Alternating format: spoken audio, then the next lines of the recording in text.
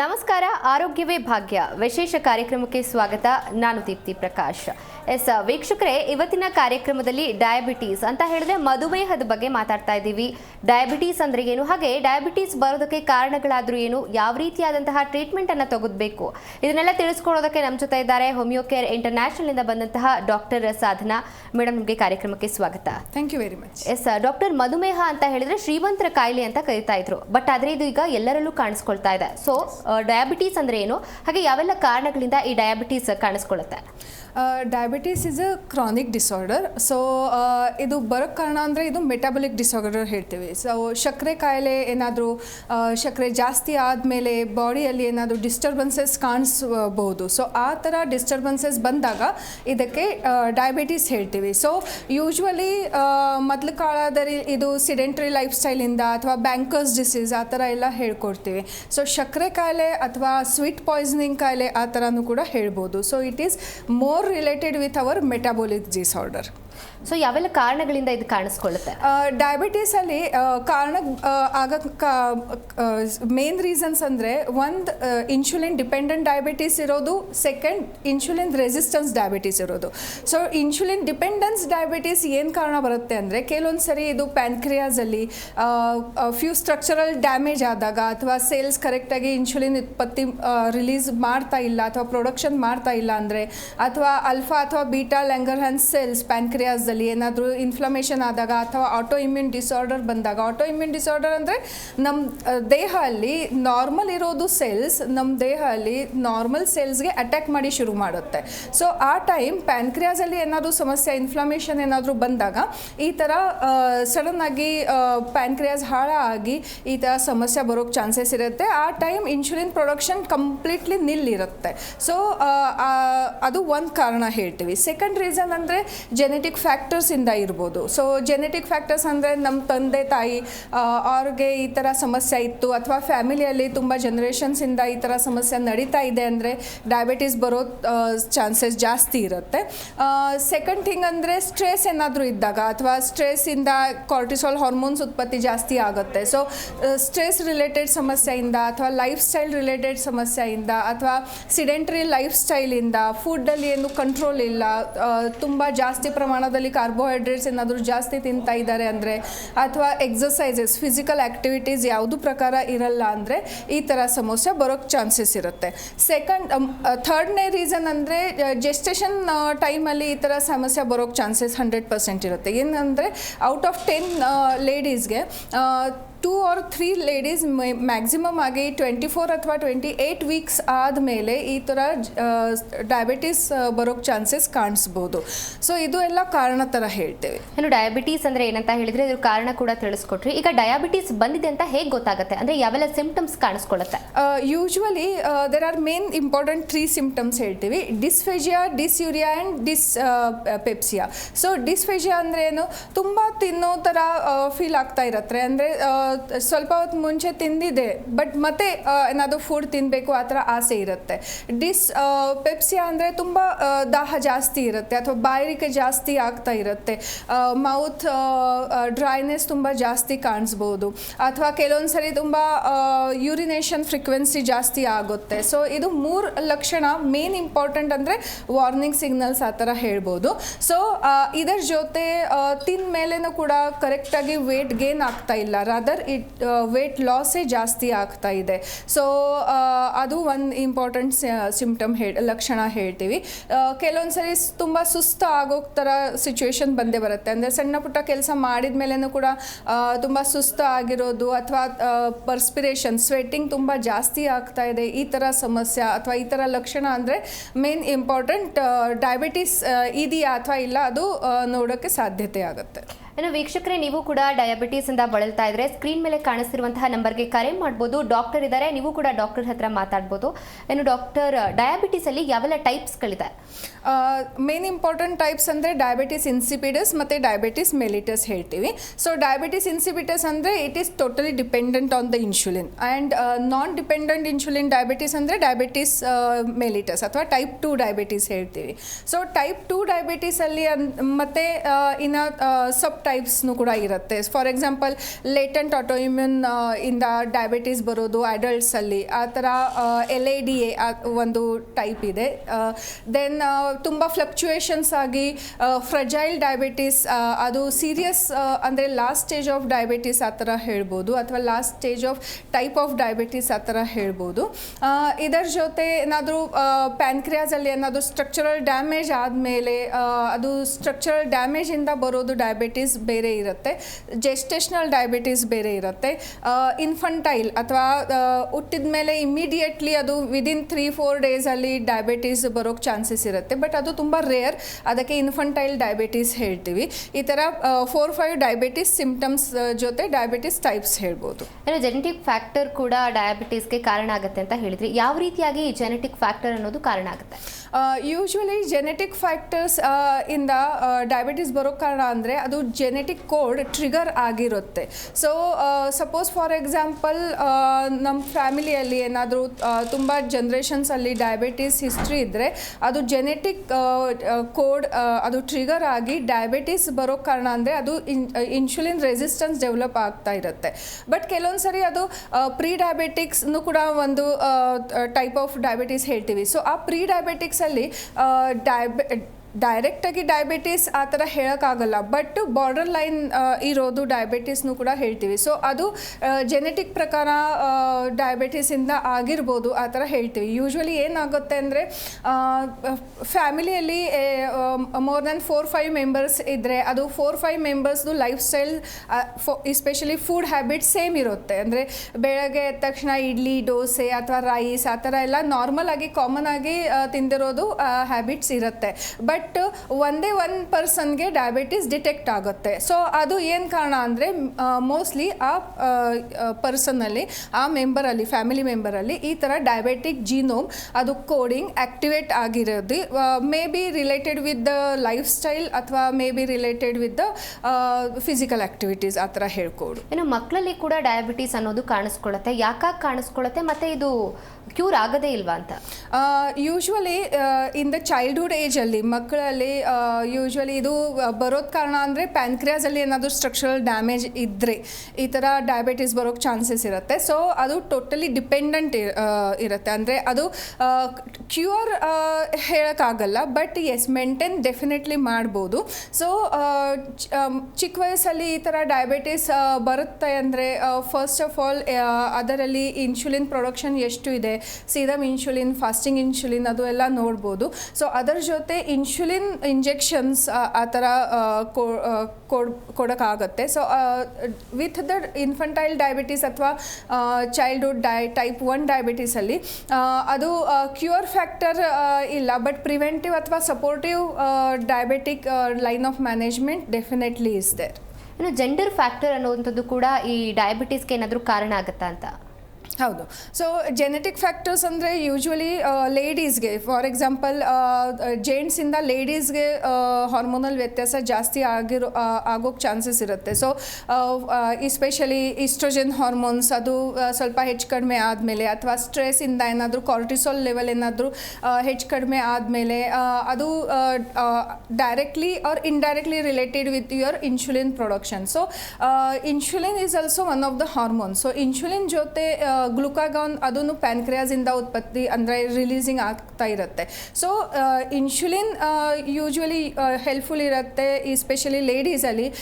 If the visceral fat is more ಅಂದರೆ ಟಮಿಯಲ್ಲಿ fat ಏನಾದರೂ ಜಾಸ್ತಿ ಇದ್ದರೆ ಅದು ವಿಸರಲ್ ಫ್ಯಾಟಿಂದ ಇನ್ಸುಲಿನ್ ಪ್ರೊಡಕ್ಷನ್ ಇರುತ್ತೆ, ಬಟ್ ಅದು ಇನ್ಸುಲಿನ್ ಪ್ರೊಡಕ್ಷನ್ ಕರೆಕ್ಟಾಗಿ ಬ್ಲಡಿಂದ ಗ್ಲೂಕೋಸ್ ಲೆವೆಲ್ಸ್ ತೆಗಿಯೋಕೆ ಆಗ್ತಾ ಇಲ್ಲ. ಸೊ ಆ ಟೈಮ್ ಲೇಡೀಸ್ಗೆ ಹಾರ್ಮೋನಲ್ ಇಂಬ್ಯಾಲೆನ್ಸಿಂದ ಆ ಥರ ಜೆಸ್ಟೇಷನಲ್ ಡಯಾಬಿಟೀಸ್ ಇರ್ಬೋದು ಅಥವಾ ಸ್ಟ್ರೆಸ್ ಫ್ಯಾಕ್ಟರ್ಸಿಂದ ಡಯಾಬಿಟೀಸ್ ಇರ್ಬೋದು ಅಥವಾ ಏನಾದರೂ PCOD ಅಥವಾ ಪೀರಿಯಡ್ ಸೈಕಲ್ ಏನಾದರೂ ಏರುಪೇರು ಆಗ್ತಾ ಇದೆ ಅದರಿಂದ ಡಯಾಬಿಟೀಸ್ ಬರೋಕ್ಕೆ ಚಾನ್ಸಸ್ ಡೆಫಿನೆಟ್ಲಿ ಇರುತ್ತೆ. ಕೆಲವೊಂದು ಸರಿ ಈ ಥರ ಹಾರ್ಮೋನಲ್ ಚೇಂಜಸ್ ಬಂದಾಗ ಇಂಗ್ಲೀಷ್ ಮೆಡಿಸಿನ್ಸಿಂದ ಅಥವಾ ಏನಾದರೂ ಮೆಡಿಸಿನ್ಸ್ ತುಂಬ ವರ್ಷದಿಂದ ತಗೊಳ್ಳೋಕೆ ಶುರು ಮಾಡ್ತಾರೆ, hormonal medicines, hormonal replacement therapy ಇರುತ್ತೆ. ಸೊ ಆ ಹಾರ್ಮೋನಲ್ ರಿಪ್ಲೇಸ್ಮೆಂಟ್ ಥೆರಪಿದು ಸೈಡ್ ಇಫೆಕ್ಟ್ನು ಕೂಡ ಡಯಾಬಿಟೀಸ್ ಬರೋಕ್ಕೆ ಚಾನ್ಸಸ್ ಚಾನ್ಸಸ್ ಡೆಫಿನೆಟ್ಲಿ ಇರುತ್ತೆ. ಇನ್ನು ಡಯಾಬಿಟೀಸ್ ಬಂದಾಗ ವೆಯ್ಟ್ ಲಾಸ್ ಆಗ್ತಾರೆ ಅಂತ ಹೇಳ್ತಾರೆ. ಇನ್ನು ತೂಕದಲ್ಲಿ ವೇರಿಯೇಷನ್ ಆಗೋದು ಯಾಕಂತ? ತೂಕದಲ್ಲಿ ವೇರಿಯೇಷನ್ ಆಗೋಕ್ಕೆ ಕಾರಣ ಮೇನ್ ಇಂಪಾರ್ಟೆಂಟ್ ರೀಸನ್ ಅಂದರೆ ನೀವು ಫುಡ್ ತಿಂದಮೇಲೆ, ಎಸ್ಪೆಷಲಿ ಫುಡ್ಡಲ್ಲಿ rice, suppose rice we are eating, so ಈ ರೈಸಲ್ಲಿ ಕಾರ್ಬೋಹೈಡ್ರೇಟ್ಸ್, ಫ್ಯಾಟ್ಸ್ ಮತ್ತು ಪ್ರೋಟೀನ್ಸ್ ಅಂಶ ಇರುತ್ತೆ. ಬಟ್ ಸಪೋಸ್ ಇನ್ಸುಲಿನ್ ಪ್ರೊಡಕ್ಷನ್ ಕರೆಕ್ಟಾಗಿ ಆಗ್ತಾ ಇಲ್ಲ ಅಂದರೆ ಅದು ಅದರಿಂದ ಕಾರ್ಬೋಹೈಡ್ರೇಟ್ಸ್ ಅಥವಾ ಫ್ಯಾಟ್ ಡಿಪಾಸಿಷನ್ ಆಗಲ್ಲ. ಬಟ್ ಸಪೋಸ್ ಇನ್ಸುಲಿನ್ ಪ್ರೊಡಕ್ಷನ್ ಆಗ್ತಾ ಇದೆ, ಬಟ್ ಅದು ಲಾಕ್ ಆ್ಯಂಡ್ ಕೀ ಅಪ್ರೋಚ್ ಥರ. ಸೊ ಇನ್ಸುಲಿನ್ ಪ್ರೊಡಕ್ಷನ್ ಆದಮೇಲೆ ಆ ಇನ್ಸುಲಿನಿಂದ ಅದು ಗ್ಲುಕೋಸ್ಗೆ ಹೋಗಿ ಬೈಂಡ್ ಮಾಡೋಕ್ಕೆ ಒಂದು ರಿಸೆಪ್ಟಾರ್ ಬೇಕಾಗುತ್ತೆ. ಸೊ ಇನ್ಸುಲಿನ್ ರಿಸೆಪ್ಟಾರ್ ಜೊತೆ ಇನ್ಸುಲಿನ್ ಬೈಂಡ್ ಆಗುತ್ತೆ, ಸೊ ಅದು ಕನ್ವೆ ಆಗ್ಬೋದು. ಸೊ ಆ ಕನ್ವೆನ್ಸಿಂದ ಗ್ಲುಕೋಸ್ ಎನರ್ಜಿ ಲೆವೆಲ್ಸ್ ಕೊಡುತ್ತೆ. ಸೊ ಆ ಟೈಮ್ ಈ ಥರ ಎಲ್ಲ ಸಮಸ್ಯೆ ಅಂದರೆ ಪ್ರಾಬ್ಲಮ್ಸ್ ಬಂದಾಗ ಡಯಾಬಿಟಿಸ್ ತುಂಬ ಅಂದರೆ ಇನ್ಸುಲಿನ್ ಪ್ರೊಡಕ್ಷನ್ ಜಾಸ್ತಿ ಅಥವಾ ಕಡಿಮೆ ಇದ್ದರೆ ಗ್ಲೂಕೋಸ್ ಲೆವೆಲ್ಸಲ್ಲಿ ವ್ಯತ್ಯಾಸ ಶುರುವಾಗುತ್ತೆ. ಸೊ ಆ ಗ್ಲೂಕೋಸ್ ವ್ಯತ್ಯಾಸ ಇದ್ದರೆ ಸಪೋಸ್ ಫಾರ್ ಎಕ್ಸಾಂಪಲ್ ಫುಡ್ ಫ್ಯಾಕ್ಟರ್ಸಲ್ಲಿ ಜಾಸ್ತಿ ಪ್ರಮಾಣದಲ್ಲಿ ಕಾರ್ಬೋಹೈಡ್ರೇಟ್ಸ್ ಅಥವಾ ಫ್ಯಾಟ್ಸ್ ಏನು ತಿಂತಾ ಇದ್ದೀರಾ ಅಂದರೆ ಅದು ಫ್ಯಾಟ್ ಡಿಪಾಸಿಷನ್ ಆಗಲ್ಲ. ಸೊ ಕೆಲವೊಂದು ಸರಿ ಅದು ಇನ್ಸುಲಿನ್ ಪುಷಪ್ ಮಾಡೋಕ್ಕೆ ಅಥವಾ ಸ್ಟಿಮ್ಯುಲೇಟ್ ಮಾಡೋದಕ್ಕೆ ಮೆಡಿಸಿನ್ಸ್ ಇರುತ್ತೆ. ಇನ್ನು ಟ್ರೀಟ್ಮೆಂಟ್ ತೆಗೆದುಕೊಂಡ್ರೆ ಆಗಲ್ಲ, ಲೈಫ್ ಸ್ಟೈಲ್ ಮತ್ತು ಫುಡ್ ಅನ್ನೋದು ಕೂಡ ತುಂಬ ಇಂಪಾರ್ಟೆಂಟ್ ಆಗುತ್ತೆ. ಸೊ ಲೈಫ್ ಸ್ಟೈಲಲ್ಲಿ ಏನೆಲ್ಲ ಚೇಂಜಸ್ ಮಾಡ್ಕೋಬೇಕು, ಹಾಗೂ ಡಯಾಬಿಟೀಸ್ ಇರೋರು ಯಾವ್ಯಾವ ಫುಡ್ಡನ್ನು ಕನ್ಸ್ಯೂಮ್ ಮಾಡಬೇಕು, ಮಾಡಬಾರ್ದು? ಡಯಟರಿ ಚೇಂಜಸ್ ಹೇಳಕ್ಕೆ ಮುಂಚೆ ಫಸ್ಟ್ ಒಂದು ರಿಸರ್ಚ್ ಬಗ್ಗೆ ಹೇಳ್ತೀವಿ. So few years back USA ಒಂದು ಗ್ರೂಪ್ ಆಫ್ ಪೀಪಲಲ್ಲಿ 3 ಗ್ರೂಪ್ಸ್ ಮಾಡಿರೋದು. ಸೊ ಆ 3 ಗ್ರೂಪ್ಸಲ್ಲಿ ಕಾರ್ಬೋಹೈಡ್ರೇಟ್ಸ್ ಜಾಸ್ತಿ ಪ್ರಮಾಣದಲ್ಲಿ ಆ ಥರ ಫುಡ್ ಕೊಟ್ಟಿದ್ರು. ಸೆಕೆಂಡ್ ಗ್ರೂಪಾಗೆ ಪ್ರೋಟೀನ್ ಅಂಶ ಜಾಸ್ತಿ ಇರೋದು ಗ್ರೂಪ್ ಆಫ್ ಫುಡ್ ಫ್ಯಾಕ್ಟರ್ಸ್ ಕೊಟ್ಟಿದ್ದು. ಮತ್ತು ಥರ್ಡ್ ಲೆವೆಲಲ್ಲಿ ಫ್ಯಾಟಿ ಫುಡ್ ಜಾಸ್ತಿ ಆ ಥರ ಫುಡ್ ಕೊಟ್ಟಿದ್ರು. ಸೊ ರಿಸಲ್ಟ್ ತುಂಬ ಸರ್ಪ್ರೈಸಿಂಗ್ ರಿಸಲ್ಟ್ ಅಂದರೆ ಕಾರ್ಬೋಹೈಡ್ರೇಟ್ಸ್ ಜಾಸ್ತಿ ಪ್ರಮಾಣದಲ್ಲಿ ಕೊಟ್ಟಿದ್ದೆ ಗ್ರೂಪ್ಗೆ ಇನ್ಸುಲಿನ್ ತುಂಬ ಸ್ಪೈಕಲ್ಲಿ ತುಂಬ ಜಾಸ್ತಿ ಪ್ರಮಾಣದಲ್ಲಿ ರಿಲೀಸಿಂಗ್ ಅಥವಾ ಉತ್ಪತ್ತಿ ಪ್ರೊಡಕ್ಷನ್ ಶುರು ಆಗಿರೋದು.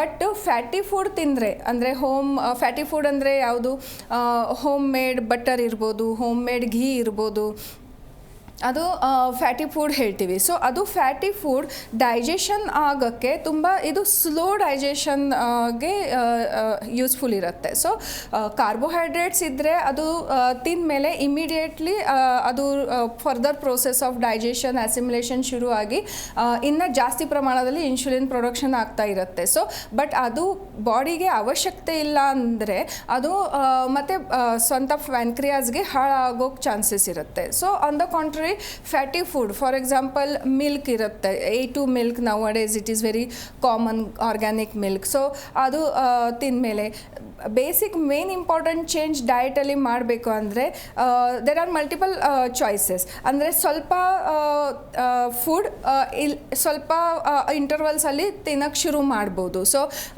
Few mouthfuls with few intervals ಆ ಥರ ಒಂದು ಕಾನ್ಸೆಪ್ಟ್ ಇರುತ್ತೆ.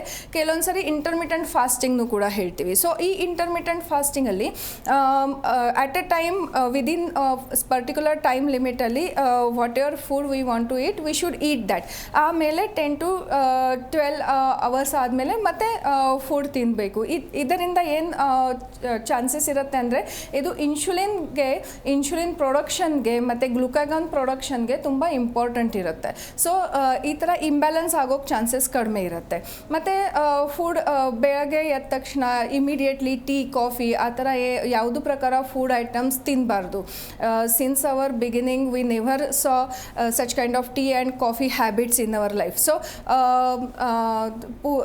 ವೆರಿ ಓಲ್ಡ್ ಏಜಲ್ಲಿ ಮಿಲ್ಕ್ ಅಥವಾ ಏನಾದರೂ ಕಷಾಯ ಆ ಥರ ಕುಡಿದ ಮೇಲೆ ಸ್ವಲ್ಪ ಹೊತ್ತಾದಮೇಲೆ ನಿಮ್ಮ ಫುಡ್ ತಿಂದು ಲೈಕ್ ದೋಸೆ ಅಥವಾ ಇಡ್ಲಿ ಆ ಥರ ಫುಡ್ ಐಟಮ್ಸ್ ತಿನ್ನಬೇಕಾಗತ್ತೆ.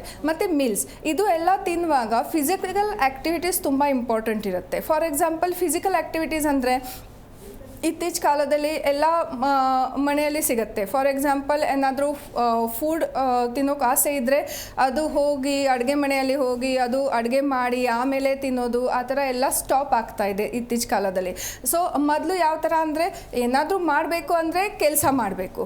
ಈಗ ಸ್ವಿಗ್ಗಿಯಿಂದ ಎಲ್ಲ ಸಿಗುತ್ತೆ, ಜೆಪ್ಟೋಯಿಂದ ಎಲ್ಲ ಸಿಗುತ್ತೆ. ಸೊ ಸಿಡೆಂಟ್ರಿ ಲೈಫ್ ಸ್ಟೈಲ್ ತುಂಬ ಜಾಸ್ತಿ ಪ್ರಮಾಣದಲ್ಲಿ ಟ್ರೆಂಡ್ ಆಗಿದೆ. ಸೊ ಈ ಸಿಡೆಂಟ್ರಿ ಲೈಫ್ ಸ್ಟೈಲಿಂದ ಫ್ಯಾಟ್ ಡಿಪಾಸಿಷನ್ ತುಂಬ ಜಾಸ್ತಿ ಪ್ರಮಾಣದಲ್ಲಿ ಆಗಿ ಇನ್ನು ಗ್ಲೂಕೋಸ್ ಬಾಡಿಯಲ್ಲಿ ಡೈಜೆಷನ್ ಕ್ಷಮತಾ ಕಡಿಮೆ ಆಗ್ತಾ ಇದೆ. ಸೊ ಫ್ಯಾಟ್ ಒಬೆಸಿಟಿಯಿಂದ ಈ ಥರ ಡಯಾಬಿಟೀಸ್ ಕಂಟ್ರೋಲ್ಗೆ ಬರೋಕ್ಕೆ ಸಾಧ್ಯತೆ ಆಗ್ತಾ ಇಲ್ಲ. ಸೊ ಸ್ವಲ್ಪ ಲೈಫ್ ಸ್ಟೈಲಲ್ಲಿ ಚೇಂಜಸ್ ಮಾಡ್ತೀರಾ ಅಂದರೆ ಅದು ಸಪೋರ್ಟ್ ಸಿಗುತ್ತೆ ಮೆಡಿಸಿನ್ಸ್ಗೆ. ಡಾಕ್ಟರ್, ಮಧುಮೇಹದ ಬಗ್ಗೆ ಮಾತಾಡ್ತಾ ಇದ್ವಿ. ಇನ್ನು ಪ್ರೆಗ್ನೆನ್ಸಿ ಟೈಮಲ್ಲೂ ಕೂಡ ಸಮ್ ಲೇಡೀಸಲ್ಲಿ ಇದು ಮಧುಮೇಹ ಅನ್ನೋದು ಕಾಣಿಸ್ಕೊಳ್ಳುತ್ತೆ. ಯಾಕಾಗಿ ಕಾಣಿಸ್ಕೊಳ್ಳುತ್ತೆ ಮತ್ತು ಇದರಿಂದ ಏನೆಲ್ಲ ಕಾಂಪ್ಲಿಕೇಶನ್ಸ್ ಉಂಟಾಗುತ್ತೆ? ಓಕೆ, ಸೊ ಯೂಶ್ವಲಿ ಪ್ರೆಗ್ನೆನ್ಸಿ ಟೈಮಲ್ಲಿ ನಮ್ಮ ದೇಹಕ್ಕೆ ಎನರ್ಜಿ ಲೆವೆಲ್ಸ್ ಅಥವಾ ನ್ಯೂಟ್ರಿಷನ್ ಅದು ಎಲ್ಲ ತುಂಬ ಜಾಸ್ತಿ, ಅಂದರೆ ಮೊದಲು ತಿನ್ನೋದ್ರಿಂದ 50% ಜಾಸ್ತಿ ಬೇಕಾಗತ್ತೆ ಎನರ್ಜಿ ಲೆವೆಲ್ಸ್. ಸೊ ಆ ಟೈಮ್ ನಮ್ಮ ಹಾರ್ಮೋನ್ಸಲ್ಲಿ, ನಮ್ಮ ದೇಹದಲ್ಲಿ ಹಾರ್ಮೋನ್ಸ್ ಇರೋದು ಅದೂ ತುಂಬ ಪ್ರಮಾಣದಲ್ಲಿ ಸ್ಟ್ರೆಸ್ಸಲ್ಲಿ ಹೋಗೋಕ್ಕೆ ಚಾನ್ಸಸ್ ಇರುತ್ತೆ. So usually during the pregnancy, ಅಂದರೆ ಆಫ್ಟರ್ ದ ಏಜ್ ಆಫ್ 24 ಅಥವಾ 28 ವೀಕ್ಸ್ ಆದಮೇಲೆ ನಮ್ಮ ದೇಹದಲ್ಲಿ ಹಾರ್ಮೋನಲ್ ಇಂಬ್ಯಾಲೆನ್ಸ್ ಆಗೋಕ್ಕೆ ಚಾನ್ಸಸ್, ಆ ಥರ ಸಮಸ್ಯೆ ಅಥವಾ ಆ ಥರ ಪರಿಸ್ಥಿತಿ ಬರುತ್ತೆ. ಸೊ ಆ ಟೈಮ್ ಕರೆಕ್ಟಾಗಿ ಊಟ ತಿನ್ನೋಕ್ಕೆ ಆಗ್ತಾ ಇಲ್ಲ, ಮಾರ್ನಿಂಗ್ ಸಿಕ್ನೆಸ್ ತುಂಬ ಜಾಸ್ತಿ ಇದ್ದರೆ ಅಥವಾ ತುಂಬ ಇಂಡೈಜೆಷನ್ ಆ ಥರ ಸಮಸ್ಯೆ ಇದ್ದರೆ ಫುಡ್ ಫ್ಯಾಕ್ಟರ್ ಸ್ವಲ್ಪ ಕಡಿಮೆ ಆಗೋಕ್ಕೆ ಚಾನ್ಸಸ್ ಇರುತ್ತೆ. ಸೊ ಫುಡ್ ಫ್ಯಾಕ್ಟರ್ಸ್ ಕಡಿಮೆ ಇದ್ದರೆ ಬಾಡಿ ಇರೋದು ಇನ್ಸುಲಿನ್ ಪ್ರೊಡಕ್ಷನ್ಗೆ ಅಷ್ಟೊಂದು ಊಟ ಸಿಗಲ್ಲ, ಅಂದರೆ ಅದು ಇನ್ಸುಲಿನ್ ಯೂಸ್ ಆಗಲ್ಲ, ಅಂದರೆ ಯುಟಿಲೈಸೇಷನ್ ಪ್ರಾಪರಾಗಿ ಆಗಲ್ಲ. ಸೊ ಆ ಟೈಮ್ ಯಾವುದು ಪ್ರಕಾರ ಫುಡ್ ತಿಂದರೆ ಅದು ಡೈಜೆಷನ್ ಸರಿಯಾಗಿ ಆಗಿಲ್ಲ, ವೇಸ್ಟ್ ಆ ಥರ ಆಗಿಲ್ಲ ಅಂದರೆ ಅದು ಬ್ಲಡಲ್ಲಿ ಹೋಗಿ ಅದು ಗ್ಲೂಕೋಸ್ ಅಕ್ಯುಮುಲೇಷನ್ ಅಥವಾ in the liver it causes glycogen ಸ್ಟೋರ್ಸಲ್ಲಿ ಹೋಗಿ ಗ್ಲೈಕೋಜನ್ ಪ್ರೊಡಕ್ಷನ್ ಜಾಸ್ತಿ ಆಗ್ತಾ ಇರುತ್ತೆ. ಸೊ ಅದರಿಂದ ತುಂಬ ಪ್ರಮಾಣದಲ್ಲಿ ಗ್ಲೂಕೋಸ್ ಪ್ರೊಡಕ್ಷನ್ ಜಾಸ್ತಿ ಆಗಿ ಲೇಡೀಸ್ಗೆ ಅಥವಾ ಅದು ಎಂಬ್ರಿಯೋಗೆ, ಮಗುಗೆ ಅಥವಾ ಅದು ಬಾಡಿಯಲ್ಲಿ ತುಂಬ ಜಾಸ್ತಿ ವ್ಯತ್ಯಾಸ ಶುರು ಆಗೋಕ್ಕೆ ಚಾನ್ಸಸ್ ಇರುತ್ತೆ. ಸೊ ಆ time hormonal imbalance, for example oestrogen ಅಥವಾ ಪ್ಲಾಸೆಂಟಾ ಒರಿಜಿನೇಟೆಡ್ ಹಾರ್ಮೋನ್ಸಿಂದ ಅಥವಾ ಗ್ಲುಕಾಗಾನ್, ಇನ್ಸುಲಿನ್ ಲೆವೆಲ್ಸ್ ಅಥವಾ ಆ ಥರ ತುಂಬ ಹೆಚ್ಚು ಪ್ರಮಾಣದಲ್ಲಿ ಇಂಬ್ಯಾಲೆನ್ಸ್ ಆಗೋ ತಕ್ಷಣ ಬಾಡಿಗೆ ಇನ್ಸುಲಿನ್ ಪ್ರೊಡಕ್ಷನ್ ಬೇಕಾಗತ್ತೆ. ಸೊ ಆ ಟೈಮ್ ಮೆಡಿಸಿನ್ಸ್ ನೀಡಿರುತ್ತೆ, ಅದರ ಜೊತೆ ಫುಡಲ್ಲಿನೂ ಕೂಡ ಸ್ವಲ್ಪ ಚೇಂಜಸ್ ಮಾಡಬೇಕಾಗತ್ತೆ. ಸೊ ಕಾಂಪ್ಲಿಕೇಶನ್ಸ್ ಹೇಳಬೇಕಾ, ಸಪೋಸ್ ಫಾರ್ ಎಕ್ಸಾಂಪಲ್ ಪ್ರೆಗ್ನೆನ್ಸಿ ಟೈಮಲ್ಲಿ ಡಯಾಬಿಟೀಸ್ ಬಂದ ಮೇಲೆ ಯಾವುದೂ ಪ್ರಕಾರ ಮೆಡಿಸಿನ್ಸ್ ತಿಂದಿಲ್ಲ ಅಂದರೆ ಅದರಿಂದ ಕಾಂಪ್ಲಿಕೇಶನ್ಸ್ ಅಂದರೆ ಕೆಲವೊಂದು ಸರಿ ಅಬಾರ್ಷನ್, ಬೇಗ ಅಬಾರ್ಷನ್ ಆಗೋಕ್ಕೆ ಚಾನ್ಸಸ್ ಇರುತ್ತೆ, ಅಥವಾ ಇಂಡ್ಯೂಸ್ಡ್ ಅಬಾರ್ಷನ್ ಅಥವಾ ಎಂಬ್ರಿಯೋ ಗ್ರೋ ಆಗಲ್ಲ ಹೈಟ್ ವೈಸ್ ಅಥವಾ ವೇಟ್ ವೈಸ್, ಅದು ಕರೆಕ್ಟಾಗಿ ಅದು ಗ್ರೋತ್ ಫ್ಯಾಕ್ಟರ್ ತುಂಬ ಡೌನ್ ಆಗುತ್ತೆ. ಸೊ ಅದರಿಂದ ಅಬಾರ್ಷನ್ ಮಾಡಬೇಕಾಗತ್ತೆ. ಕೆಲವೊಂದು ಸರಿ during the time of delivery ಆ ಟೈಮ್ ಸಡನ್ನಾಗಿ ಬ್ಲಡ್ ಲಾಸ್ ಆಗೋಕ್ಕೆ ಚಾನ್ಸಸ್ ಇರುತ್ತೆ, ಅಥವಾ ಅದಕ್ಕೆ ಪ್ಲಾಸೆಂಟಾ ಪ್ರಿವಿಯಾ ಅಂದರೆ ಪ್ಲಾಸೆಂಟಾ ಪೊಸಿಷನ್ ಕೆಲವೊಂದು ಸರಿ ಅಪ್ ಡೌನ್ ಆಗೋಕ್ಕೆ ಚಾನ್ಸಸ್ ಇರುತ್ತೆ. ಸೊ ಕೆಲವೊಂದು ಸರಿ ಇದು ಡಯಾಬಿಟೀಸಿಂದ ಕಿಡ್ನೀಸ್ ಮೇಲೆ ಅಫೆಕ್ಟ್ ಆಗೋಕ್ಕೆ ಚಾನ್ಸಸ್ ಇರುತ್ತೆ. ಸೊ ಕಿಡ್ನೀಸ್ ಜೊತೆ ಇದು ಮ್ಯಾಕ್ರೋ ಅಥವಾ ಮೈಕ್ರೋ ವ್ಯಾಸ್ಕ್ಯುಲರ್ ಚೇಂಜಸ್ ಆಗೋಕ್ಕೆ ಚಾನ್ಸಸ್ ಇರುತ್ತೆ. ಡ್ಯೂರಿಂಗ್ ದ ಪ್ರೆಗ್ನೆನ್ಸಿ ನಮ್ಮ ದೇಹದಲ್ಲಿ ತುಂಬ ವಾಟರ್ ರಿಟೆನ್ಷನ್ ಇರುತ್ತೆ. ಸೊ ಆ ವಾಟರ್ ರಿಟೆನ್ಷನಿಂದ ಸಪೋಸ್ ಎನರ್ಜಿ ಲೆವೆಲ್ಸ್ ಇಲ್ಲ ಅಂದರೆ ಪದೇ ಪದೇ ಅಂದರೆ ಫಿಟ್ಸ್ ಆಗೋದು ಅಥವಾ ಎಪಿಲೆಪ್ಸಿ ಥರ ಕಾಯಿಲೆಗಳು ಬರೋಕ್ಕೆ ಚಾನ್ಸಸ್ ಇರುತ್ತೆ. ಪ್ರೆಗ್ನೆನ್ಸಿ ಆದಮೇಲೆ ಅಥವಾ ಡಿಲಿವರಿ ಆದಮೇಲೆ ಮಗುಕ್ಕೇನು ಕೂಡ ಇದು ಜೆನೆಟಿಕ್ ಫ್ಯಾಕ್ಟರಿಂದ ಈ ಥರ ಡಯಾಬಿಟೀಸ್ ಟ್ರಾನ್ಸ್ಫರ್ ಆಗೋಕ್ಕೆ ಚಾನ್ಸಸ್ ಇರುತ್ತೆ. ಇನ್ನು ಡಯಾಬಿಟೀಸಿಂದ ಏನೆಲ್ಲ ಕಾಂಪ್ಲಿಕೇಶನ್ಸ್ ಆಗುತ್ತೆ ಅಂತ ಹೇಳಿದ್ರೆ, ಯಾಕಂತ ಹೇಳಿದ್ರೆ ನೀವು ಹೇಳಿದ್ರೆ ಕಿಡ್ನಿ ಸಮಸ್ಯೆ ಕೂಡ ಆಗುತ್ತೆ ಅಂತ, ಹಾಗಾಗಿ ಯಾವೆಲ್ಲ ಕಾಂಪ್ಲಿಕೇಶನ್ಸ್ ಉಂಟಾಗುತ್ತೆ? ಸೊ ಕಿಡ್ನಿ ಸಮಸ್ಯೆ ಆದಮೇಲೆ ಫಿಲ್ಟ್ರೇಷನ್ ರೇಟ್ ಡೌನ್ ಆಗುತ್ತೆ. ಸೊ ಫಿಲ್ಟ್ರೇಷನ್ ಕಿಡ್ನೀಸಲ್ಲಿ ಇರೋದು ಗ್ಲೊಮೆರುಲರ್ ಫಿಲ್ಟ್ರೇಷನ್ ರೇಟಿಂದ ಅದರಲ್ಲಿ ಏನಾದರೂ ವ್ಯತ್ಯಾಸ ಆಗ್ತಾ ಇದೆ ಅಂದರೆ ಬಾಡಿಯಲ್ಲಿ ಫಾರ್ ಎಕ್ಸಾಂಪಲ್ ಕಿಟೋನ್ ಜಾಸ್ತಿ ಅಕ್ಯುಮುಲೇಟ್ ಆಗಿ ಕಿಟೋ ಆ್ಯಸಿಡೋಸಿಸ್ ಹೇಳ್ತೀವಿ, ಅಥವಾ ಕ್ರಾನಿಕ್ ಕಿಡ್ನಿ ಡಿಸೀಸ್ ಆಗೋಕ್ಕೆ ಚಾನ್ಸಸ್ ಇರುತ್ತೆ, ಅಥವಾ ಕ್ರಿಯಾಟಿನಿನ್ ಲೆವೆಲ್ಸ್ ತುಂಬ ಜಾಸ್ತಿ ಪ್ರಮಾಣದಲ್ಲಿ ಆಗೋಕ್ಕೆ ಚಾನ್ಸಸ್ ಇರುತ್ತೆ. ಪದೇ ಪದೇ ಡಯಾಲಿಸಿಸ್ ಮಾಡೋದು ಪರಿಸ್ಥಿತಿ ಬರುತ್ತೆ. ಕಿಡ್ನೀಸಲ್ಲಿ ಪ್ರೆಷರ್ ಬಂದಾಗ ಅದು ಇಂಡೈರೆಕ್ಟಲ್ಲಿ ಅಫೆಕ್ಟ್ ಆಗುತ್ತೆ ನಮ್ಮ ಹಾರ್ಟಲ್ಲಿ, ಕಾರ್ಡಿಯಾಕ್ ಅರೆಸ್ಟ್ ಅಥವಾ ಹಾರ್ಟ್ ಡಿಸೀಸ್. ಇನ್ನೊಬ್ರು ಕಾಲರ್ ಇದ್ದಾರೆ, ಹೇಳಿ ಎಲ್ಲಿಂದ ಕರೆ ಮಾಡ್ತಿರೋದು, ನಿಮ್ಮ ಹೆಸರೇನು? ಹಲೋ, ಹಾಂ ಕೇಳಿಸ್ತಾ ಇದೆಯಾ? ನಿಮ್ಮ ಹೆಸರೇನು, ಎಲ್ಲಿಂದ ಕರೆ ಮಾಡ್ತಿರೋದು? ನಮ್ಮ ಹೆಸರು ಸಹನಾ ಅಂತ ಮೇಡಮ್. ಹಾಂ, ಎಲ್ಲಿಂದ ಕರೆ ಮಾಡ್ತಿರೋದು? ನಾವು ತುಮಕೂರಿಂದ. ಹಾಂ, ಡಾಕ್ಟರ್ ಇದ್ದಾರೆ, ಮಾತಾಡಿ. ಹಾಂ ಸರಿ ಮೇಡಮ್. ನಮಸ್ತೆ ಸಹನಾ ಅವರೇ, ಹೇಳಿ. ನಮಸ್ತೆ ಮೇಡಮ್. ಮೇಡಮ್ ಇದು ಶುಗರು ಇದೆ ನಮಗೆ. ಓಕೆ. ಇಲ್ಲಿ 12 ವರ್ಷದಿಂದಲೂ ಇದೆ. ಹ್ಞೂ. ಬೆಳಗ್ಗೆ ಊಟಕ್ಕೆ ಮುಂಚೆ 142 ಇದೆ, ಊಟ ಆದಮೇಲೆ 140 ಇದೆ. ಓಕೆ. ಓಕೆ. ಇದರಿಂದ ಏನಾದ್ರು ಪ್ರಾಬ್ಲಮ್ ಇದೆಯಾ ಮೇಡಮ್? ಏನಾದರೂ ಮೆಡಿಸಿನ್ ಏನಾದರೂ ತಗೊಳ್ತಾ ಇದ್ದೀರಾ? ಹಾಂ ಮೇಡಮ್, ತಗೊತಾ ಇದ್ದೀವಿ.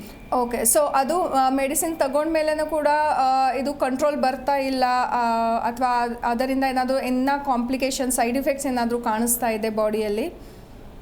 ಇಲ್ಲ ಮೇಡಮ್, ಏನು ಆ ಥರದ್ದೇನು ಇಲ್ಲ.